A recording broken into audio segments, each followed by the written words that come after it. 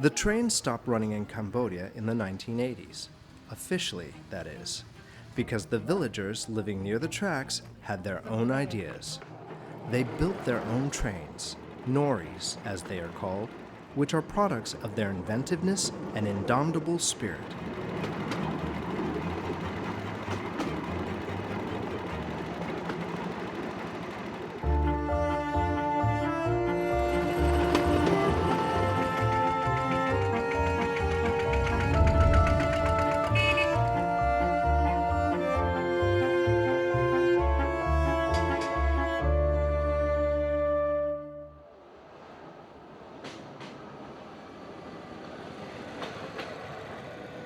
The outskirts of Battambang, a province in northwest Cambodia, is home to a small, tightly knit community who live in houses by the old rail tracks.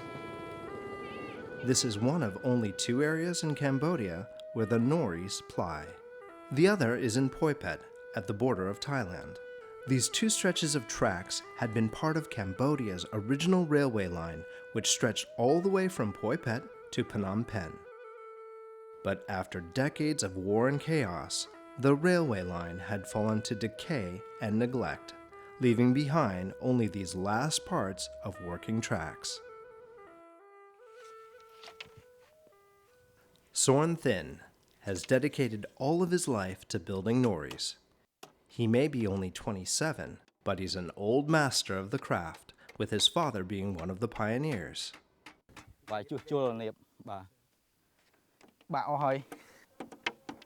These bamboo trains have a rustic homemade feel to them and are pieced together from the barest of materials available. The bamboo that becomes the train's floor bed comes from trees in the area, along with the wood that forms its chassis. As for the mechanical parts, Norrie makers have to be a little more resourceful.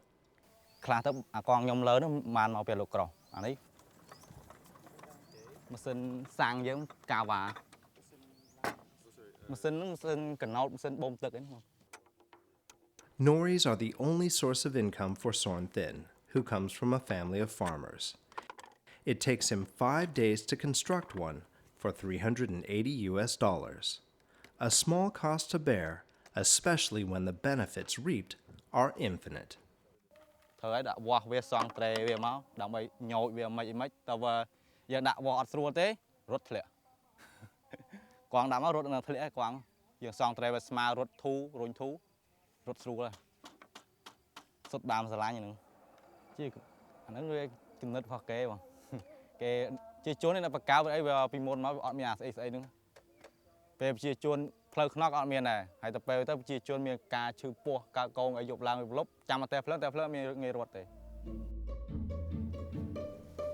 For every new Norrie that Sorn Thin puts together, there's a driver waiting to operate it, like Cabaltham. He's 18, and he learned the trade from his father, who's now close to retirement.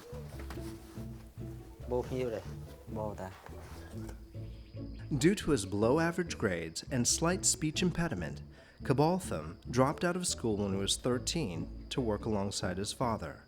He's now the breadwinner of the family.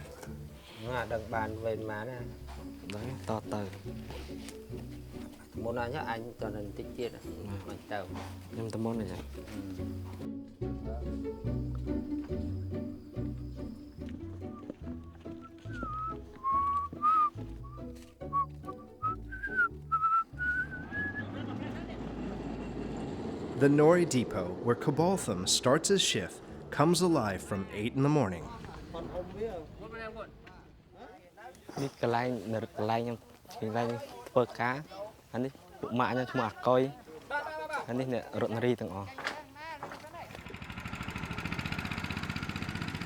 This depot, which is the only one in Battambang's Norrie line, serves as the headquarters for the Norrie drivers, about 20 of them. There is only one shift, which starts at 8:30 and ends when the last customer returns at around 7. The drivers are organized like a cooperative. The senior ones are entitled to specific days once or twice a month, when they get to manage the entire roster and collect all the takings. typically $150 US, each ride costing $5 per person. The other drivers then make an earning from tips, which can be rather generous these days, because Battambang's Norries have now become a very popular tourist attraction.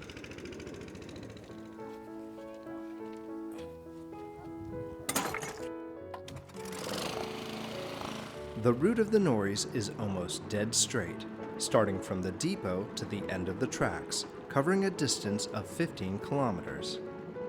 Along the way, the Norries pass through some communities along the train tracks.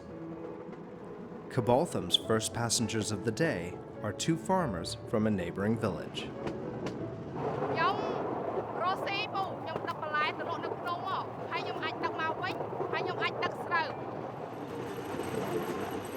Meanwhile, at another part of the tracks, Cabaltham's friend Koi and his father, Arkel, are on a return trip heading back to the depot.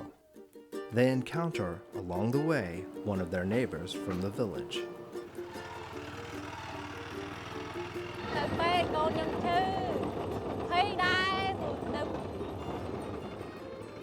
The Norrie travels at about 40 kilometers per hour. Despite this moderate pace, it's a direct route to the city, which is better than the other alternative.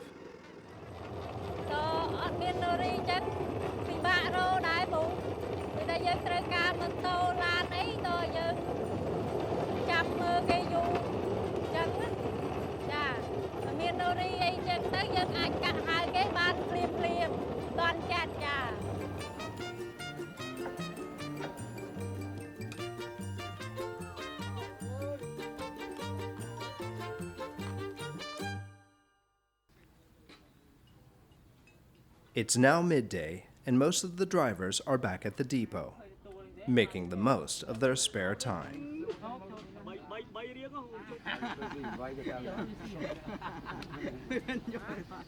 The drivers work on a queue system, and they set off only when there are ready passengers. Peak hours are in the morning and late afternoon, but at noon, it's usually all quiet. This is when most people in Cambodia, especially the tourists, would rather remain indoors, shielded from the scorching heat. Koi's father, Arkel, used to make a decent income driving Norries. But in recent years, his takings, like most of his friends, have been a little too unpredictable. During the low tourist seasons, like now, he'll be lucky to get 2 rides a day, earning $2 in tips for each of them, barely enough to cover his family's expenses.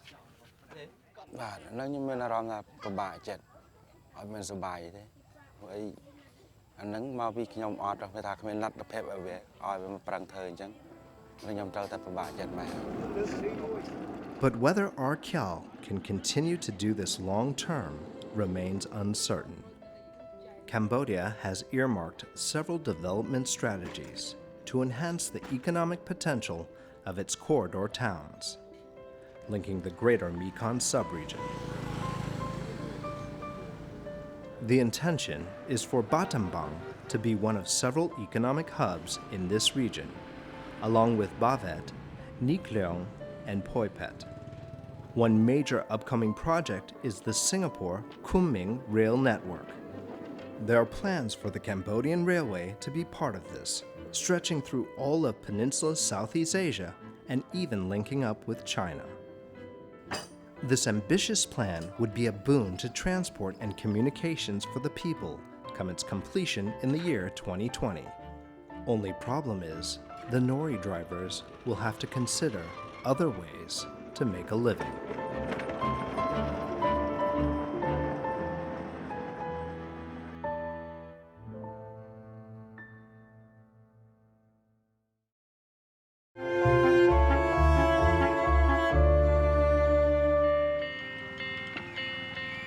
A new day begins at the Norrie depot. The tourists have made a strong showing, so the Norrie drivers are hopeful of a good day's takings. Singh, the tourist policeman, is especially busy. he has a special sideline, a go-between for customer and driver. This is a bamboo train for you. The bamboo train pick you up from here to the next station, go and back around 1 hour. I'm tourist police officer, and every day I provide security and safety for all the tourists. So when the tourists they visit our bamboo train station, that I organize something for the tourists. I explain when they ask about the detailed information of the bamboo train, okay, and I show destination to the tourists. Okay, enjoy. Yeah. Singh has been a tourist policeman for 23 years. He is part of a contingent of 3 stationed at the depot. As the middleman between tourists and Norrie driver, he and his colleagues have seen their fair share of tourists who are eager to give this uniquely Cambodian invention a try. Think of it as an au naturel roller coaster. You want photo for souvenir? I take photo for you. Okay. Sweet. Okay. Okay. Enjoy. Take care. Khoi and his father start out on their shift. Business is good today, and the pair receive a steady stream of customers. Yeah, it's a little adventure, and it's not as comfortable as a normal train. Khoi's assistance is especially welcome to his father today because of the heavy traffic. It takes 2 men to shift the Norrie from the tracks because the platform, which holds the engine, weighs about 50 kilograms, while each axle, made of steel, weighs 25. The drivers often have to repeat this routine several times during a single trip. The Norrie with fewer passengers, or the one that has fewer Norries queued up behind it, gives way to the one on the other side.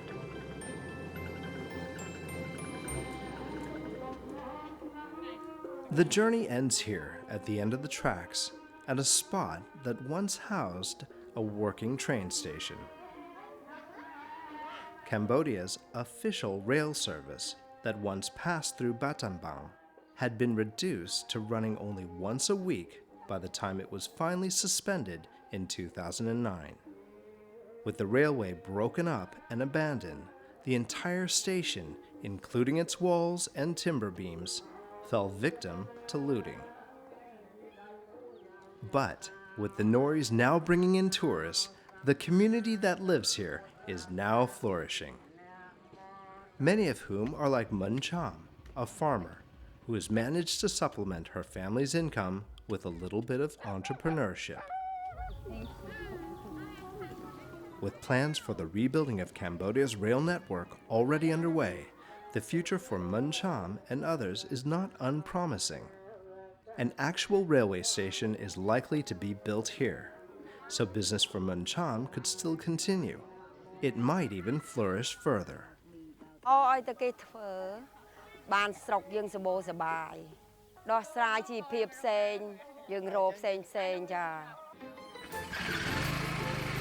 With his father's shift done, Khoi joins up with his friend Cabotham. It's almost the end of the day, time to head back to the depot.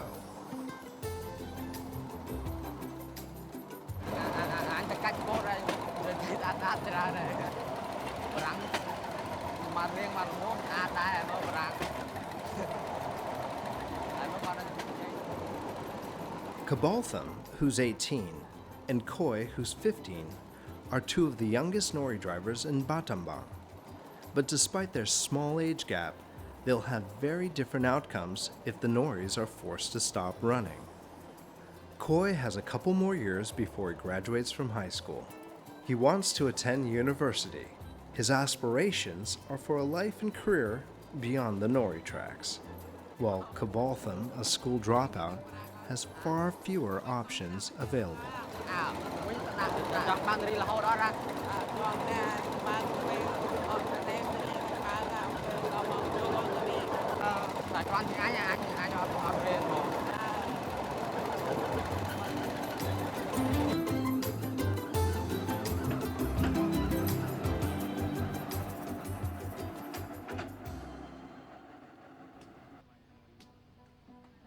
It's 5 p.m. just about quitting time for the drivers. Downtime for Singh, the tourist policeman, who engages in something a little more productive. His topic of the day changes from time to time. Today I'm studying about the history of the 27th president of America, duration from 1909 till 1913. Okay, this is one, the picture of the American president. I think that this is my personal interest that I have to study a lot because I want to know general knowledge. Yeah, very important. The same as I study like cultural study, especially in Singapore.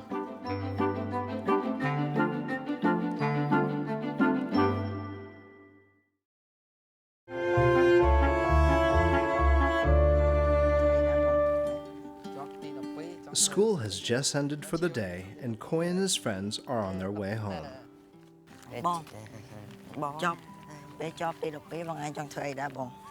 Thấp đi, cha hẹn chọc đi đọc bí đấy. Đọc bí nhau miếng trong thấp, bẹt trong rồi lùi.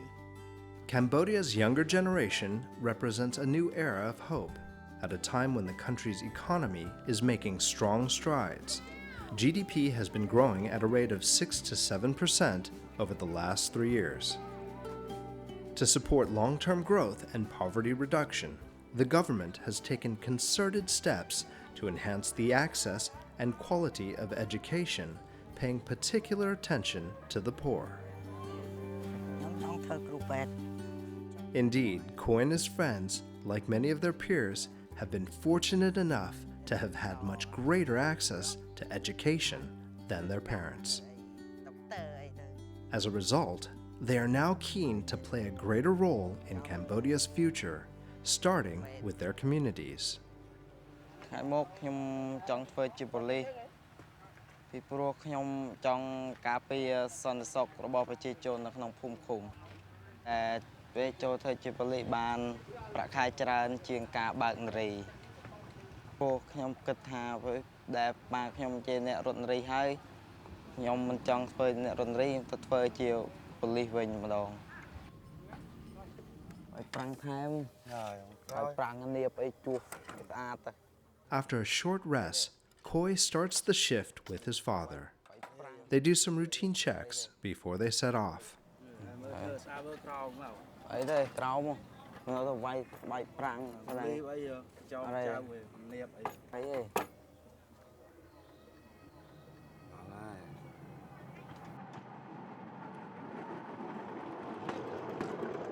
Meanwhile, at his Norrie workshop, just outside his home, Sorn Thin is busy with a repair job. While most drivers have learned how to carry out maintenance and repairs on their own Norries, Sorn Thin is the go-to guy when the Norries require a little more attention. The brakes are obviously the most crucial element of this mode of transport. ប្រាំងនៅក្រោយកស៊ូនេះគឺស៊ូកង់ឡានចាស់ចាស់ខ្លះហើយនឹងស៊ូខ្សែពៀនយើងអាខ្សែពៀនយ៉ាងកាមចាស់ចាស់នេះយកអាចវាយបានព្រោះនឹងដាក់ឲ្យជន់ប្រាំងវាស៊ីល្អមកតែយ៉ាប់ទៅពេលភ្លៀងវារៀងអត់ទៅស៊ីទេស្នួរវាល្អិលដែកចាប់ដែកស្នួរល្អិលចាប់ដល់បឆោតវាមុនអញ្ចឹងចាប់ប្រាំងស៊ីអាចមានគ្រោះថ្នាក់ Norries are the predominant mode of transportation in these parts, so the drivers are well accustomed to the safety precautions. After all, they know each inch of rail track like the back of their hand. The passengers, too, once they've got the hang of riding one, know exactly how to plant themselves firmly on the platforms to embrace the bumps and shakes.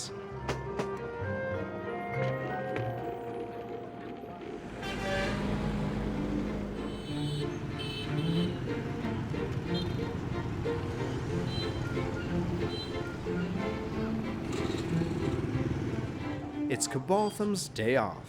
He heads to the city for a change of scenery. ថ្ងៃនេះខ្ញុំអត់រត់នារីខ្ញុំមកសាមមករត់ទិញអាវហើយមកដើរលេងដើរមើលគេ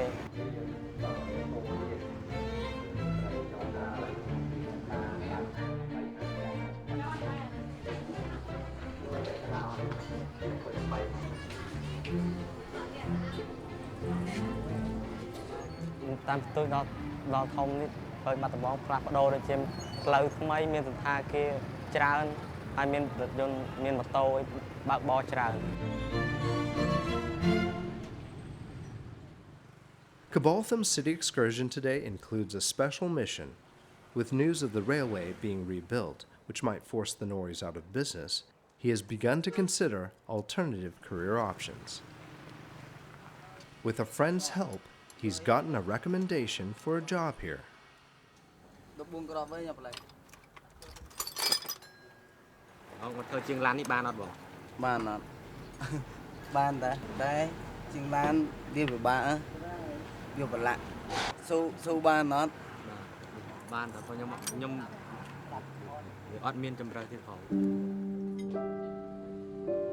With his limited education, Cabotham knows that mastering this skill would offer him stronger future prospects. It's a lucrative trade, considering that car ownership in Cambodia is growing rapidly at a rate of 2,000 new cars per year, as reported by the U.S. Department of Commerce in 2011.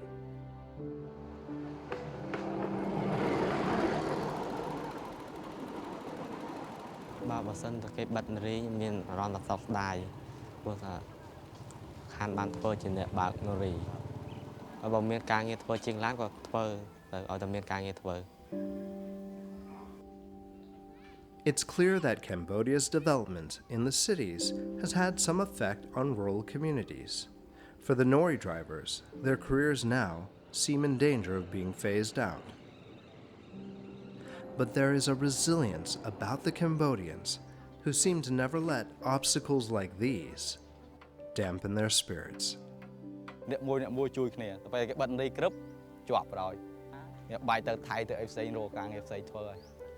Step by step.